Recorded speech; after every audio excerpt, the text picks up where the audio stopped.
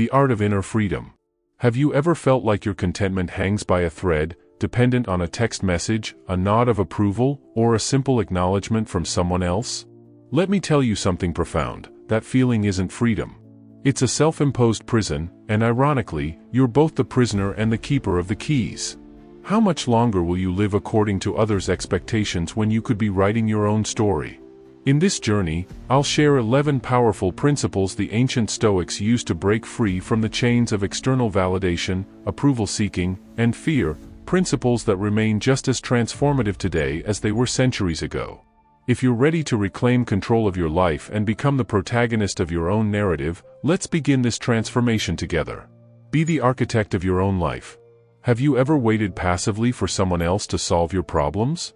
Depending on others to rescue you is like drifting in a canoe in the middle of a vast ocean, holding the paddle but refusing to row because you're convinced a passing ship will eventually notice you.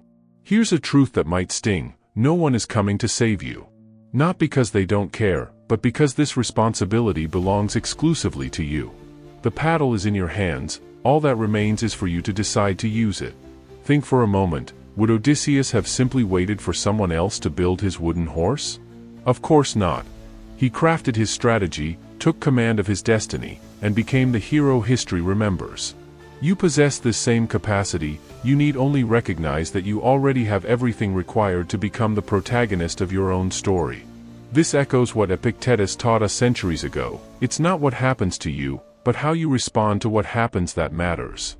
Your thoughts determine your reality.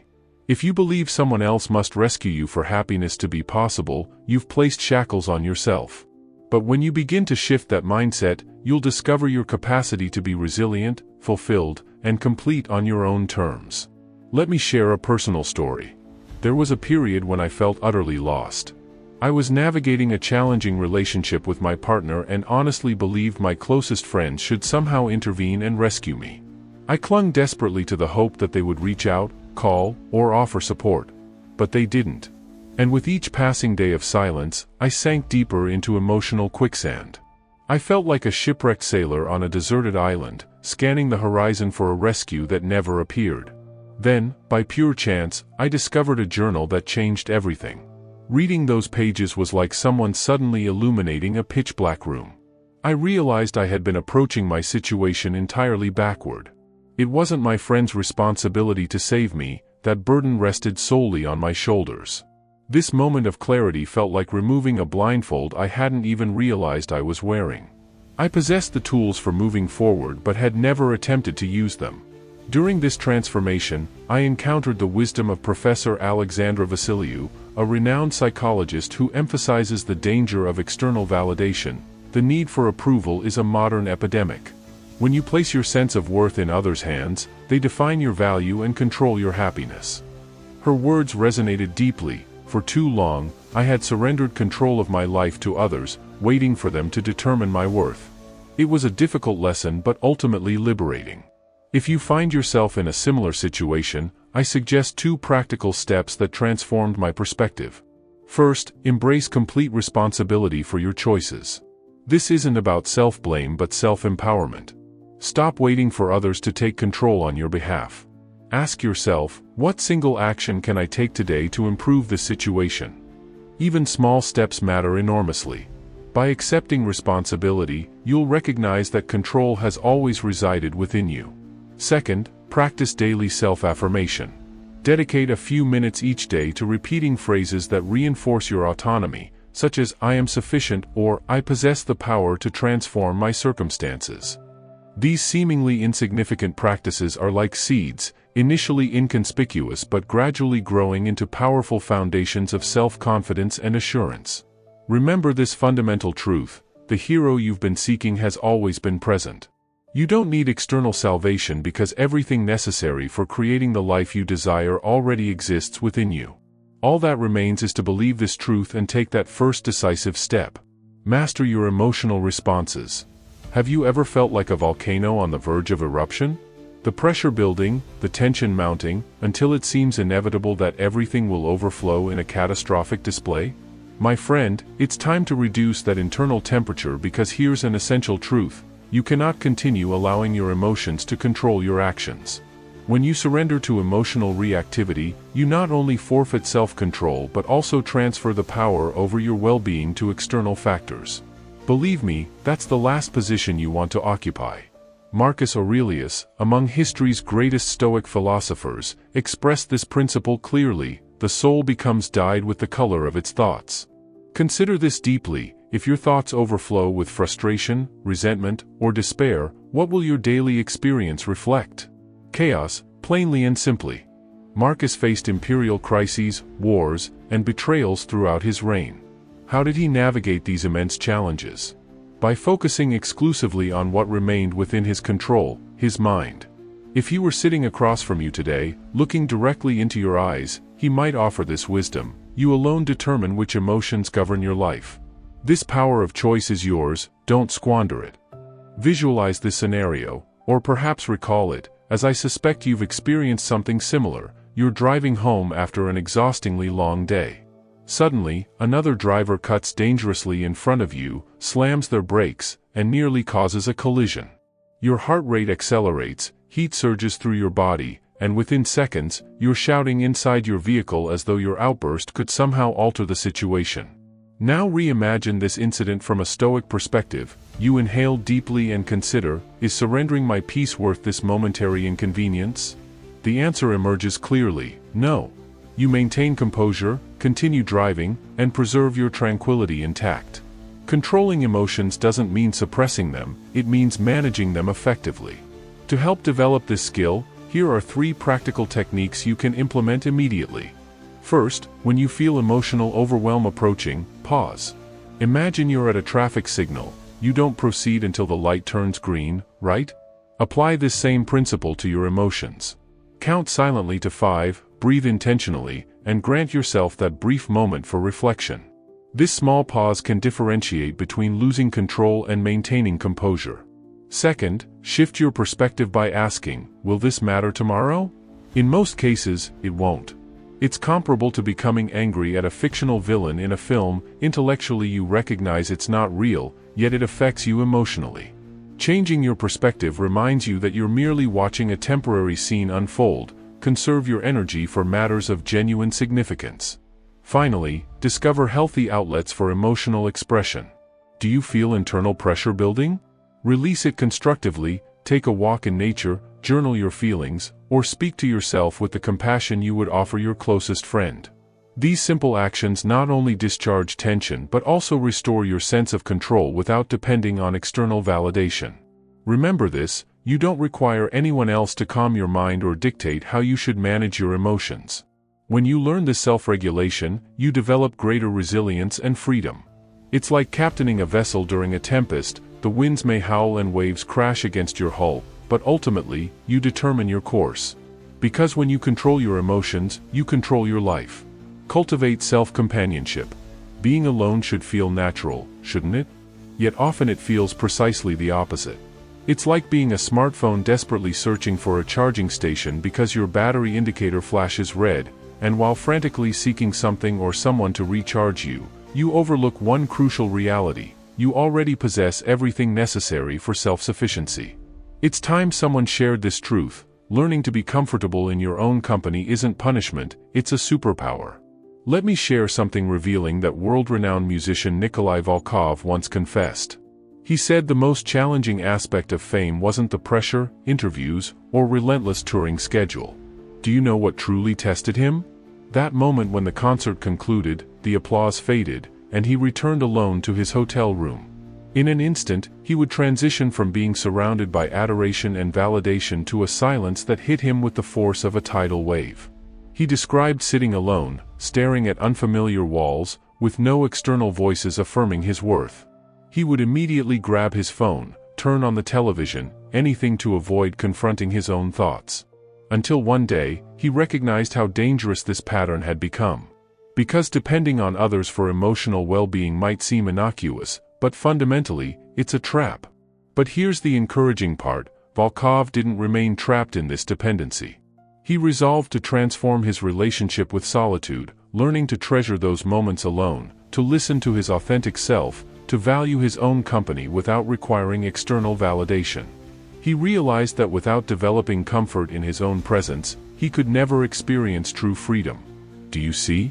This struggle isn't unique to you or me. It affects everyone, even those whose lives appear perfect from outside. But here's the transformative insight. You can learn to be comfortable in your solitude, and the sooner you develop this capacity, the stronger and more complete you'll feel. Because when you become your own best companion, you no longer require others to fill an imagined void. As Seneca wisely observed, the wise individual is self-sufficient. That sounds empowering, doesn't it? But practically speaking, it's not always straightforward, because when you haven't developed this skill, every moment alone transforms into an internal battle. I'm certain you've experienced this. When you have 5 unoccupied minutes, you immediately seek distraction. And an entire day alone? You likely begin cleaning your living space, organizing belongings, or addressing long-postponed repairs, anything to keep your mind occupied. And here's what's difficult to acknowledge. It's not that you lack time for these activities later, it's your fear of confronting your own thoughts. Isn't that a sobering realization? So I propose an alternative approach. Plan an entire day of solitude. No social media, no friends or family, no distractions, just you. Treat it as though you're spending time with someone truly special, because you are. Consider what activities would bring you joy, perhaps a peaceful walk in nature, visiting that gallery you've always wanted to explore but nobody would accompany you, enjoying coffee while reading or writing. Experience these moments fully and observe your emotional responses. What you discover might surprise you. When you learn to enjoy your own company, your perspective shifts dramatically. You no longer feel that urgent need to seek external validation to fill an internal emptiness, because you realize the void never actually existed. You've always possessed everything essential within yourself. Everything else, everything external, represents a bonus, not a necessity. So the next time you find yourself seeking distraction or company simply to avoid being alone, remember this: you need nothing beyond yourself to feel complete. Release what constrains you. Imagine this: your calendar overflows with commitments you reluctantly maintain because you can't bring yourself to decline them. Someone always needs your assistance, a meeting you can't miss, or a call that simply can't wait. Within your social circle lurk individuals who contribute only drama and complications, rarely showing genuine concern for your well-being. Daily, you confront the same self-defeating habits, hours lost scrolling through your phone, postponing important decisions, allowing the world's constant noise to overwhelm your peace. Then there are your fears, those persistent voices reminding you of everything that could collapse if you attempt meaningful change.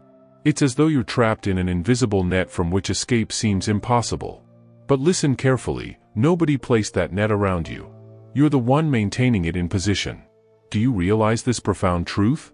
You're carrying unnecessary burdens, relationships that no longer serve your growth, commitments that deplete your energy, fears that paralyze your potential, and habits that keep you stagnant. It's like attempting to climb a mountain while wearing deep-sea diving equipment. How much longer will you continue this self-sabotage? Let's be clear, releasing attachments isn't simple. I acknowledge that reality. But it's certainly not impossible. In fact, it represents one of the most liberating actions you can take for yourself. It resembles that exquisite feeling when you return home after an exhausting day and remove uncomfortable footwear that's been causing pain, that sigh of relief that seems to liberate your very essence. Releasing toxic relationships, unfounded fears, and unproductive habits creates that same freedom, but multiplied exponentially. My friend, you might not appreciate hearing this, but someone must speak this truth. You cannot control whether others value your presence, whether toxic individuals in your life transform, or whether circumstances align perfectly with your desires. What remains within your control? How you release what weighs upon you. As Epictetus wisely taught, we control our actions, not others' responses. His insight remains perfectly relevant. As long as you cling to factors beyond your control, you surrender your power to external circumstances. So ask yourself honestly, who commands your life? The answer should unequivocally be, myself. How might you begin releasing what no longer serves you? Start by dividing your concerns into 2 distinct categories. On the first list, record everything within your control, your decisions, actions, how you allocate your time. On the second list, document everything beyond your influence, others' opinions, past events, expectations imposed upon you by society. Now contemplate that second list and affirm, this lies beyond my control. It doesn't belong to me. I release it. You cannot change these elements, so why continue carrying their weight? Focus your precious energy on what you can influence. I'm not speaking solely about abstract worries. Consider those relationships that consistently leave you feeling diminished rather than uplifted, that person who appears only to unburden their problems but never truly listens to yours, that partner who dismisses your boundaries, or those friends who never celebrate your achievements. Releasing attachment doesn't require developing animosity toward them, it means prioritizing your well-being. What happens when you release these burdens? You create space for relationships and experiences that genuinely enrich your life. The same principle applies to habits. If your daily patterns don't advance you toward your aspirations, release them. This might involve reducing your compulsive phone checking or finally addressing that task you've been avoiding. Each small adjustment compounds into significant transformation. Remember this essential truth: releasing isn't losing, releasing is winning. Winning space, clarity, and inner peace. When you release what doesn't contribute to your growth, you discover how light existence can feel. So do yourself this profound service: release what doesn't enhance your life, what weighs upon your spirit, and what impedes your progress. Recognize that you've always possessed the tools for moving forward. You determine which burdens to carry and which to set down, and believe me when I say, when you make this choice consciously, everything transforms. Transcend the fear of rejection. Let me share an ancient parable. There once lived a magnificent eagle in a golden cage. It had everything necessary for survival: abundant food, fresh water, protection from predators.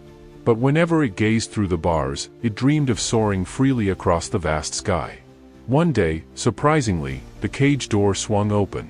And do you know what happened? Nothing. The eagle remained motionless. The fear of the unknown, the fear of rejection by the outside world, kept it immobilized.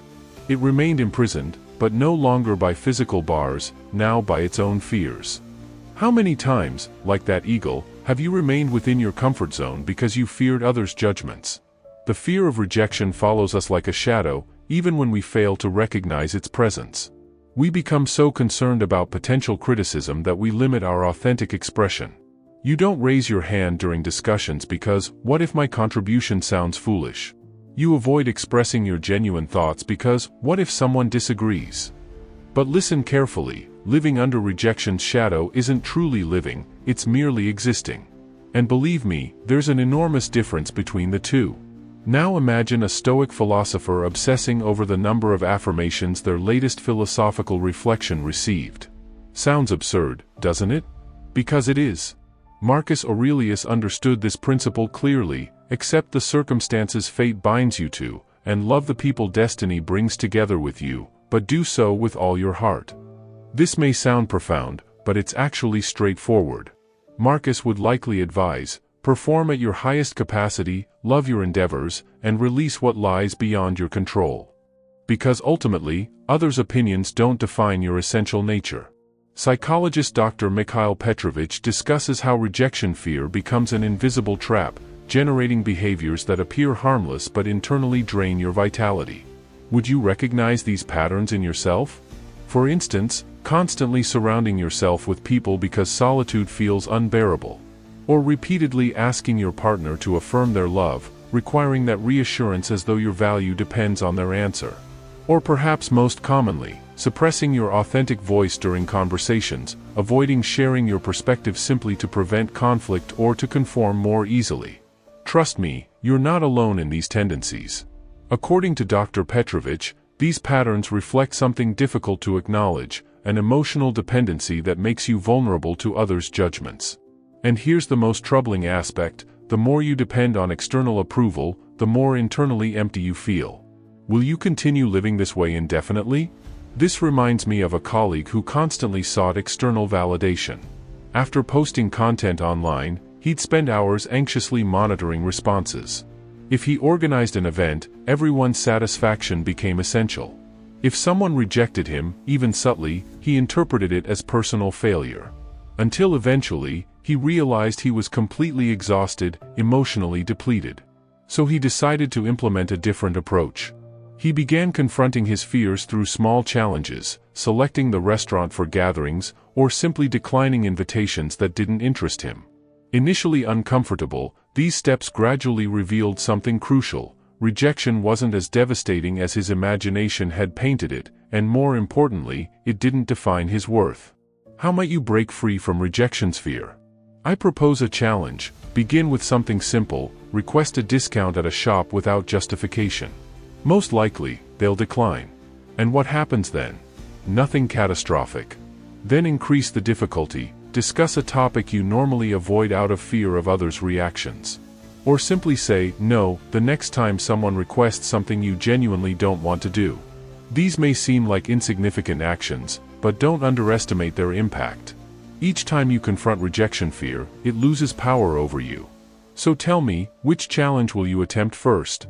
Remember this fundamental truth: you don't require anyone's validation to experience happiness. Learn to accept that rejection represents a natural aspect of existence, and the only perspective that truly matters is how you perceive yourself. Who cares if someone disagrees with your viewpoint? Who cares if someone cannot accept you? That doesn't alter your inherent value.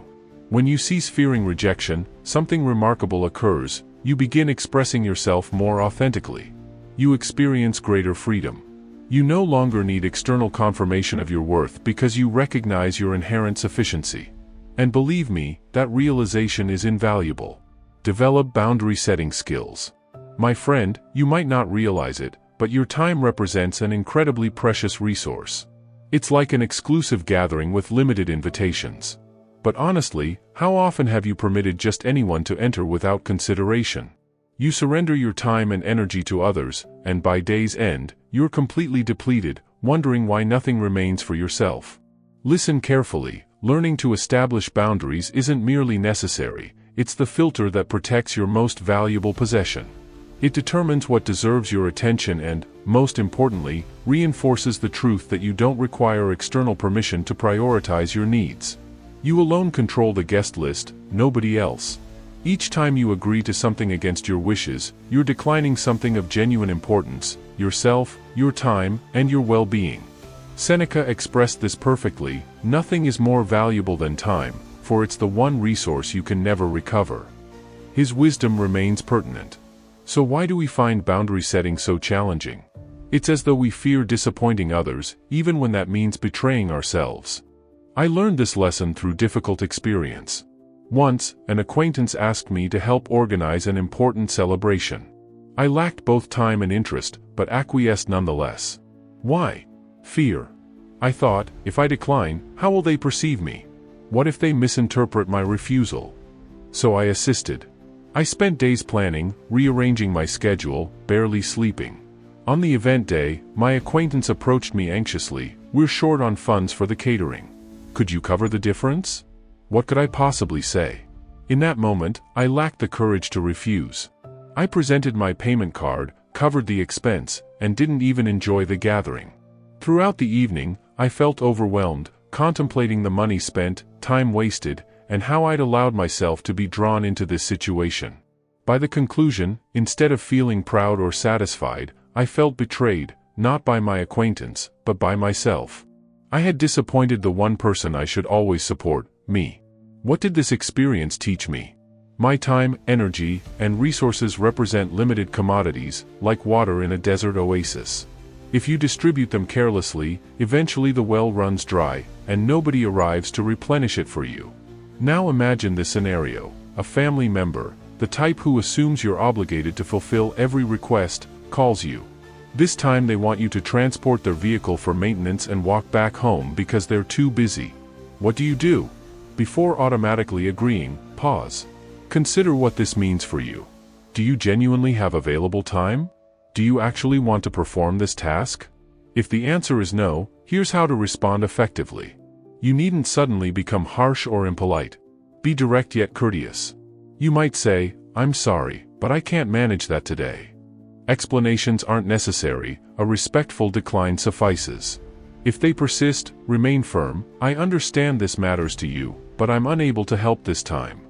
You'll discover that with practice, this becomes progressively easier. Most importantly, you'll feel increasingly liberated. Many people mistakenly believe that declining requests is selfish, but it isn't. It's about prioritizing what genuinely matters in your life.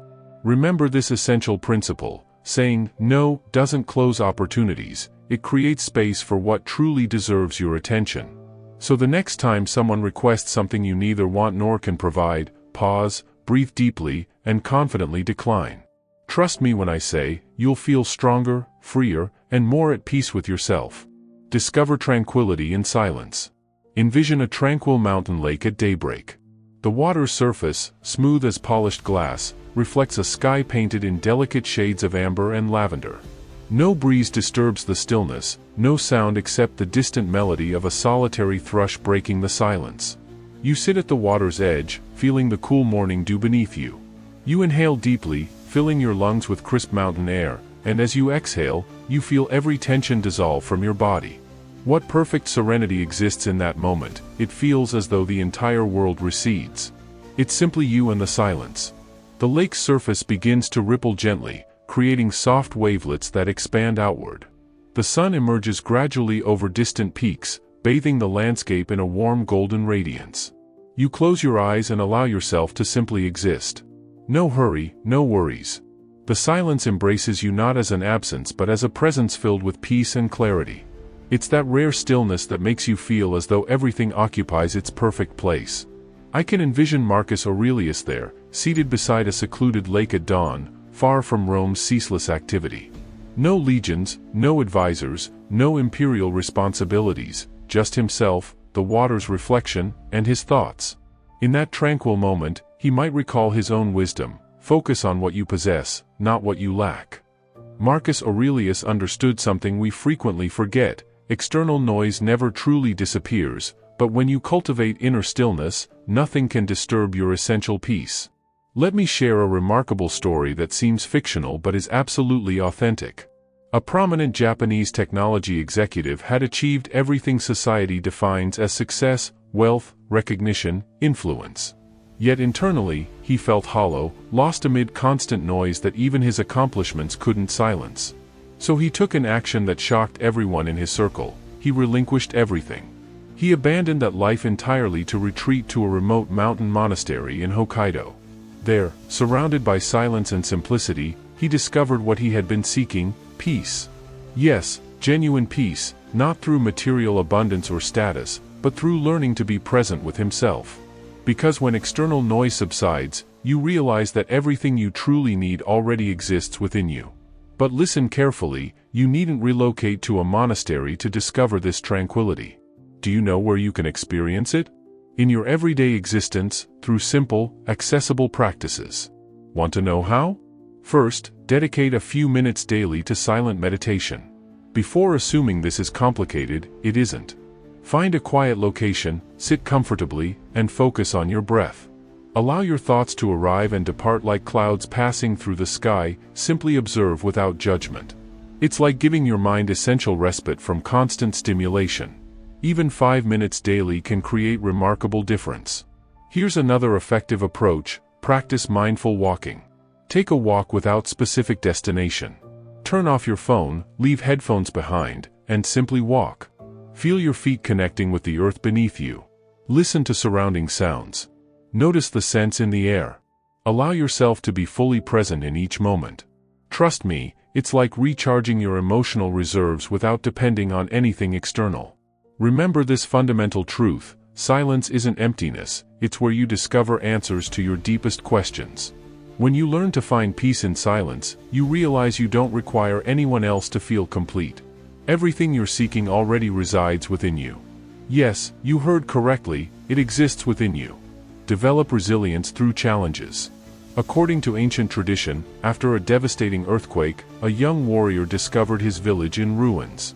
Fields, homes, the community temple, everything lay destroyed.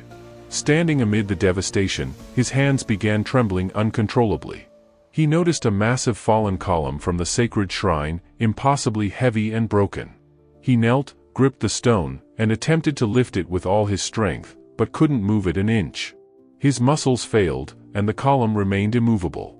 Exhausted, he collapsed, staring helplessly at the ground, feeling utterly defeated. All he could see were the remnants of what had once been his home. At that precise moment, his teacher appeared. Silently observing the scene, the elder finally spoke. "Do you believe this represents your end? No, this marks your beginning. Adversity hasn't arrived to destroy you, it's here to instruct you. Today you cannot lift this column because you haven't yet developed sufficient strength. But if you train, if you confront the discomfort and work consistently, you won't merely lift this column, you'll rebuild the entire village. But only if you choose perseverance over surrender." Hold on to that profound insight. Adversity hasn't arrived to destroy you, it's here to instruct you. Because this perspective changes everything. The warrior understood immediately what was required: rise, train, and attempt again. That became his mission. Day after day, he confronted his limitations. With every effort, every setback, and every renewed attempt, he grew stronger. Until finally, he succeeded. He lifted the column. But his achievement extended beyond that single feat. His strength enabled him to guide his entire community in reconstructing what they had lost. Now let me ask you directly, how often have you felt like that warrior? As though life's weight was simply too heavy to bear? But listen carefully, because here's an essential truth. It's not about what you cannot accomplish today, it's about what you choose to learn from that limitation so you can develop greater strength tomorrow. For Seneca, adversity is the fire that tempers a person. It resembles forging a sword. The metal doesn't become a resilient, powerful tool without enduring intense heat and repeated hammer strikes. This principle applies equally to your development. Every challenge, every setback, every difficult moment contributes to your transformation. Consider this scenario. Imagine you harbor a persistent fear of medical examinations because you're terrified of receiving negative diagnoses. The mere thought of an appointment paralyzes you with anxiety. But one day you decide to confront this fear directly. You schedule the appointment. You listen to the physician's assessment. Even if the diagnosis proves challenging, you realize something profound: you can manage this situation. That small act, facing your fear, strengthens you immeasurably. It's like adding another layer of refined steel to your sword. My friend, don't wait for life to overwhelm you before developing resilience. The key is preparation before difficulties arrive. How? Let me share a powerful technique that can transform everything, requiring nothing but your mind. Practice negative visualization. At first glance, this might appear pessimistic, imagining worst-case scenarios. But don't misunderstand the purpose. This isn't about sinking into anxiety, it's about preparing for uncertainty. Consider something you fear losing: your position, facing family conflict, or receiving concerning health news. Take this reflection further by asking, what actions would I take if this actually occurred? What steps would I follow? How would I respond? This mental exercise functions like a preparatory drill that reduces emotional impact if difficulties materialize, because when you've already confronted these possibilities mentally, you recognize an important truth: regardless of what happens, you possess the capacity to address it. Ultimately, genuine strength isn't about avoiding problems, it's about confronting them with composure and determination. So the next time life tests your limits, become like the young warrior who initially felt defeated but who, through each challenge, discovered within himself a strength he hadn't known existed. Learn this essential lesson: you don't require anyone else to lift yourself after falling, because your authentic strength originates from within. That strength already exists inside you, waiting for you to acknowledge its presence. Are you prepared to discover it? Infuse meaning into your activities. Imagine reading a novel. The protagonist leads an ordinary existence. The alarm sounds, they rise, consume a hasty breakfast, rush out the door. They spend their day fulfilling obligations, return home exhausted, eat a quick meal, collapse onto the sofa, and repeat this identical routine the following morning. Day after day, week after week. Now tell me honestly, would such a narrative captivate your interest? Let me answer on your behalf: absolutely not. It would be utterly tedious, wouldn't it? But wait, pause momentarily and consider this: haven't you realized this protagonist resembles you? Yes, we're discussing your life.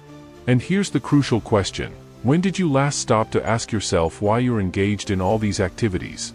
Because, my friend, if you're merely surviving rather than truly living, you're missing life's essence. And you don't need anyone else to provide meaning. That responsibility belongs exclusively to you. Living without purpose resembles sailing without navigation instruments. You drift wherever currents carry you, never truly reaching a destination.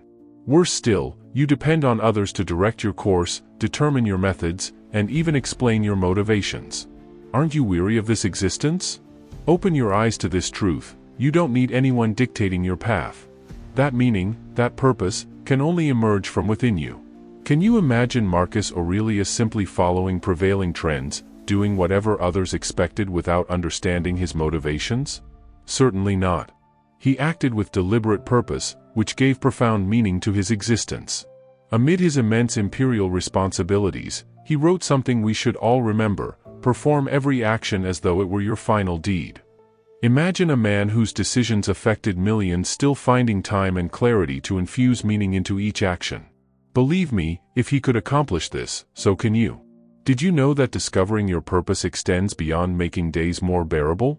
According to research published in the Journal of Psychological Science, individuals who identify their why not only experience greater happiness but also enjoy longer lives. They demonstrate a 30% lower risk of developing cardiovascular disease. Isn't that remarkable? 30%. For this reason alone, isn't discovering your life's purpose worthwhile? Now you might be thinking, how am I supposed to identify my purpose? That sounds like something only spiritually enlightened individuals can achieve. Relax. You needn't become monastic or experience divine revelation to make this discovery. Let me share some straightforward steps you can begin implementing immediately. Trust me, this process is simpler than you imagine. First, create a list of activities you genuinely enjoy, pursuits that cause you to lose track of time. Do you enjoy creative writing? Preparing meals? Helping others? The scale or perceived significance doesn't matter, document everything. Second, consider your natural talents. Ask yourself, what skills come naturally to me? What do others seek from me? Even if you don't consider yourself expert, there's definitely something you excel at. Add these to your list. Finally, connect these two inventories. Look for patterns. Which activities do you both enjoy and perform well? That intersection represents your starting point for infusing meaning into your activities. Remember this important principle: meaningful purpose needn't be monumental. Even small actions can create significant impact when performed with intention. When you discover meaning in your activities, even routine tasks become valuable. You no longer require others to direct your path because you're consciously choosing it yourself. So my friend, stop merely going through motions and begin living deliberately. Because when you do, you'll discover something powerful. You don't need anyone else to find your way. Everything necessary already exists within you. Let your happiness depend on you alone. Imagine your happiness as a garden, a space filled with vibrant flowers, majestic trees, and winding paths that invite tranquility. This garden requires attentive care, doesn't it? If you neglect it, who will maintain it? If you don't water the plants, if you don't remove invasive weeds, what outcome can you expect? Precisely, it will deteriorate. The same principle applies to your happiness. It isn't something discovered externally, nor is it something others can provide. It's something you cultivate and nurture within yourself each day. Marcus Aurelius expressed this concept simply: the happiness of your life depends upon the quality of your thoughts. This ancient wisdom remains more relevant today than ever before. Why? Because we exist in a world surrounded by dream merchants attempting to convince you that external factors determine happiness. Advertisements promise that a fragrance will transform your existence. Influencers claim to possess the ultimate formula for perfect contentment. But listen carefully, these represent sophisticated traps. They're designed to make you believe you require their products or methods to experience happiness. Let me tell you something few openly acknowledge: none of these external solutions work effectively. Your happiness doesn't reside in possessions, miracle methods, or others' validation. Your happiness depends entirely on you. As psychotherapist Dr. Isabella Romano states, happiness isn't determined by your surroundings, it's determined by how you choose to experience those surroundings. Her observation is absolutely correct. Happiness represents an act of self-awareness, of looking inward and accepting responsibility for your emotional state. So let me ask you directly, how often do you find yourself thinking, "I'll be happy when," or "I'd be happy if only," "I'll be happy when I get that promotion"? I'd be happy if only I had their lifestyle. I'll be happy when someone finally understands me. These statements reveal a fundamental misunderstanding about happiness. True happiness isn't conditional, it's a practice you develop regardless of external circumstances. Consider this: have you ever achieved something you believed would make you permanently happy, only to find that the feeling quickly faded? That promotion you worked so hard for, the relationship you thought would complete you, the possession you saved for months to acquire, they brought momentary joy, but not lasting contentment. This happens because we're chasing an illusion. We believe happiness is something to obtain rather than something to cultivate. It's like trying to catch a butterfly by chasing it. The more aggressively you pursue, the more elusive it becomes. But when you simply sit still and create the right environment, the butterfly may land beside you. Epictetus understood this principle perfectly when he wrote, "It's not things themselves that disturb people, but their judgments about those things." In other words, the external event isn't what determines your happiness, your interpretation of that event does. So how can you practically cultivate this inner happiness that depends on you alone? Here are 3 powerful practices that have transformed countless lives. First, practice gratitude daily. Not just the fleeting kind, but deep appreciation for what already exists in your life. Each morning, identify 3 specific things you're genuinely grateful for. They needn't be extraordinary, perhaps the morning sunlight streaming through your window, a moment of connection with a stranger, or even your ability to breathe freely. This simple practice shifts your focus from what's lacking to what's present, creating a foundation for contentment. Next, detach your happiness from outcomes. When you tie your emotional state to specific results, you surrender control of your well-being to factors beyond your influence. Instead, find satisfaction in the process itself. Whether you're working on a project, developing a relationship, or pursuing a goal, ask yourself, can I find joy in this moment, regardless of the outcome? This doesn't mean abandoning ambition, it means finding fulfillment in the journey rather than postponing happiness until you reach some imagined destination. Finally, cultivate mindfulness. Most unhappiness stems from dwelling on past regrets or anxiously anticipating future scenarios. True contentment exists only in the present moment. Regular meditation, even just 5 minutes daily, trains your mind to return to now. When you feel your thoughts drifting toward past or future concerns, gently guide your attention back to your breath, to physical sensations, to sounds around you, anything that anchors you in the present. Remember this fundamental truth: happiness isn't something you pursue, it's something you create. It doesn't depend on others' approval, perfect circumstances, or achieving specific milestones. It depends solely on your willingness to accept responsibility for your emotional state and consciously cultivate inner peace regardless of external conditions.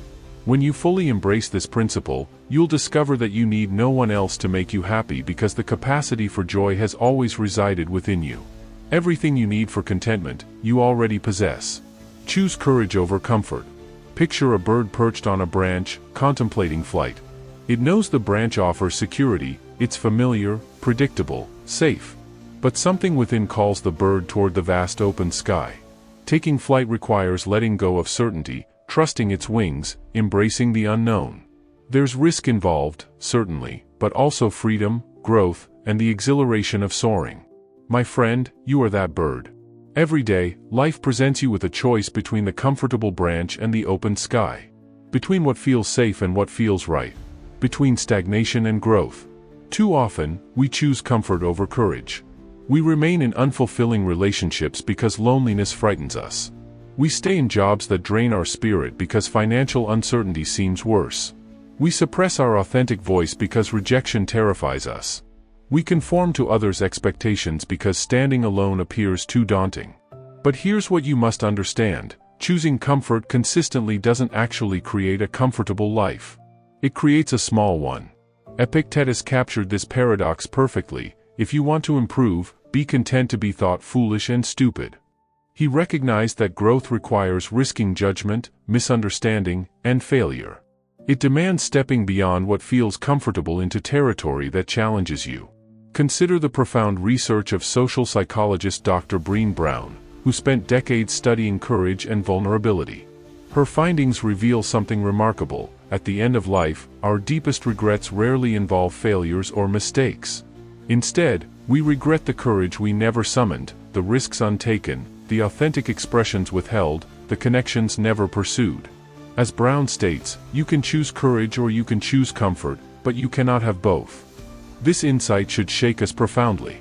Because while comfort offers temporary safety, courage creates lasting fulfillment.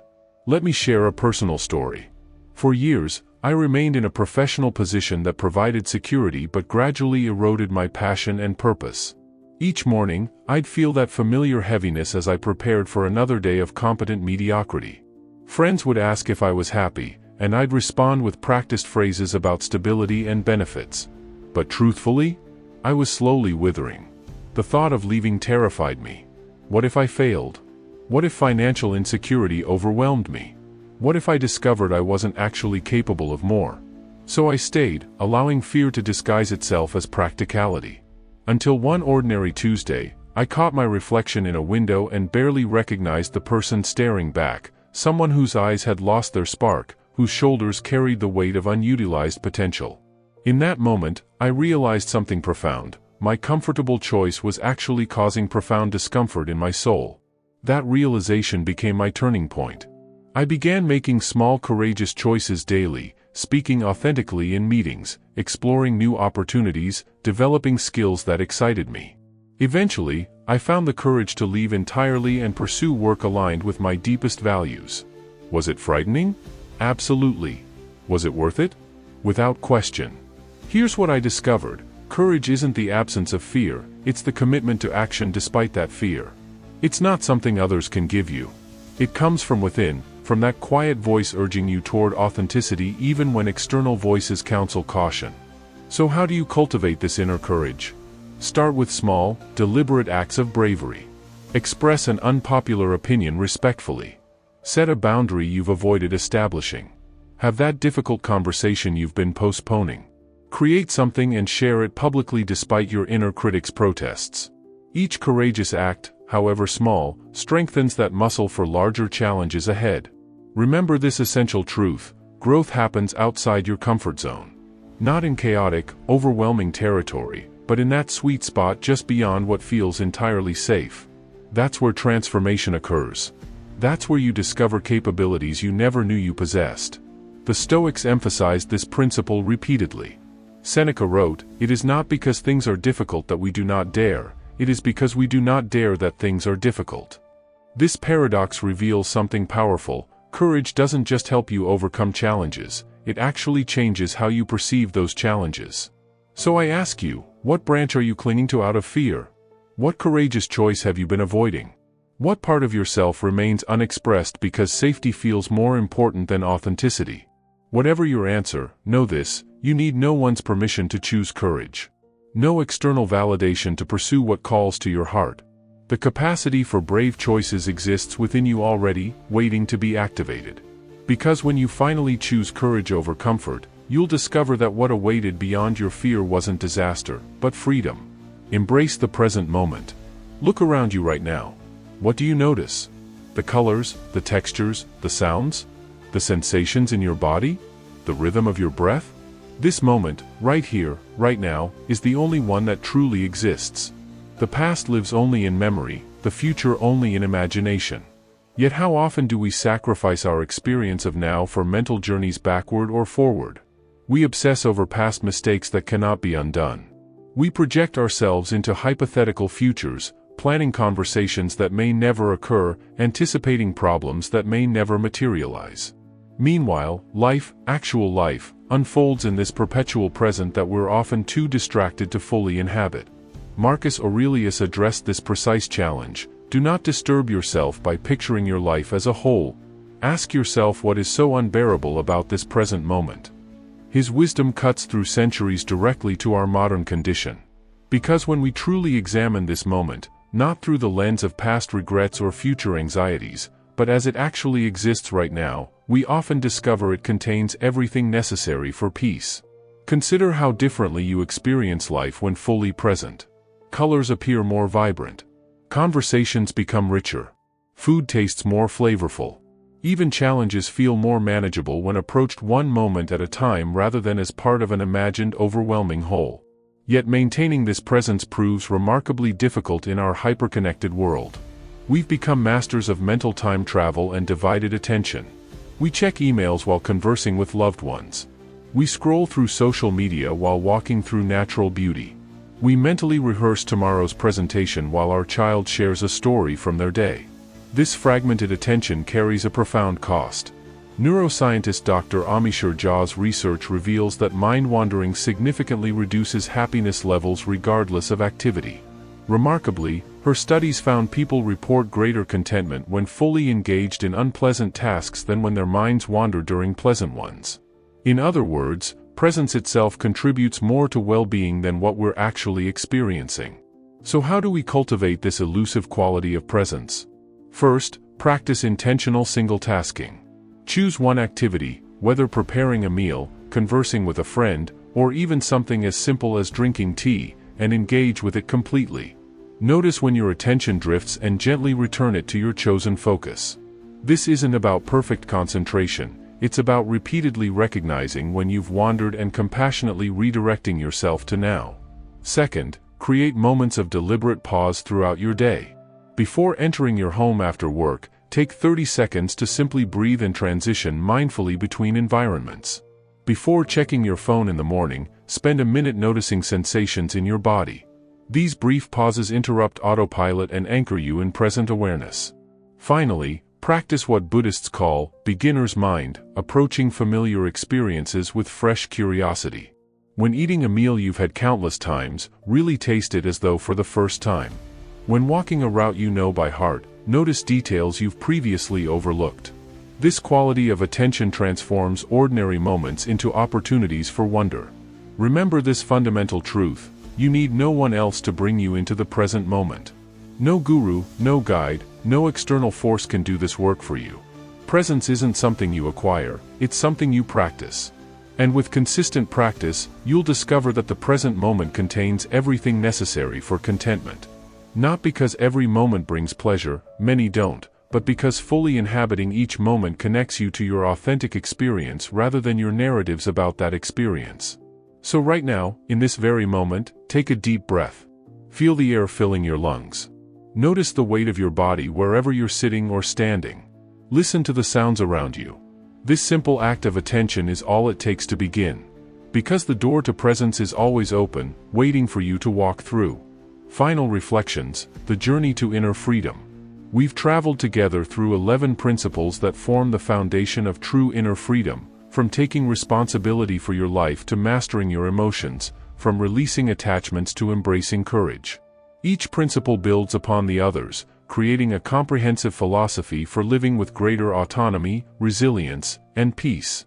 But understanding these principles intellectually isn't enough.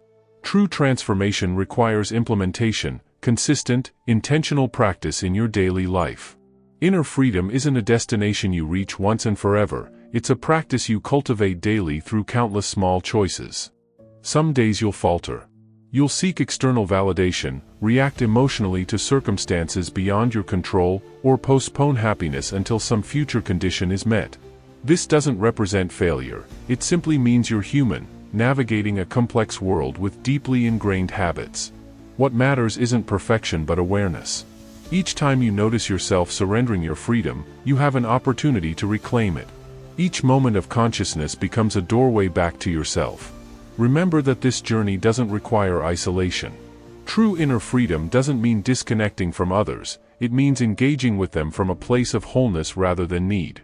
It means loving because you choose to, not because you require completion.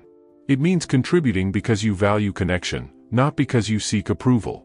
As you continue implementing these principles, you'll notice subtle but profound shifts. External circumstances that once devastated you become manageable challenges. Relationships transform as you engage from self-sufficiency rather than dependency. Work becomes more meaningful as you infuse it with personal purpose. Life itself becomes richer as you learn to fully inhabit each moment. Most importantly, you'll discover that everything essential for your fulfillment already exists within you. External circumstances may enhance your experience, but they no longer determine your worth or well-being.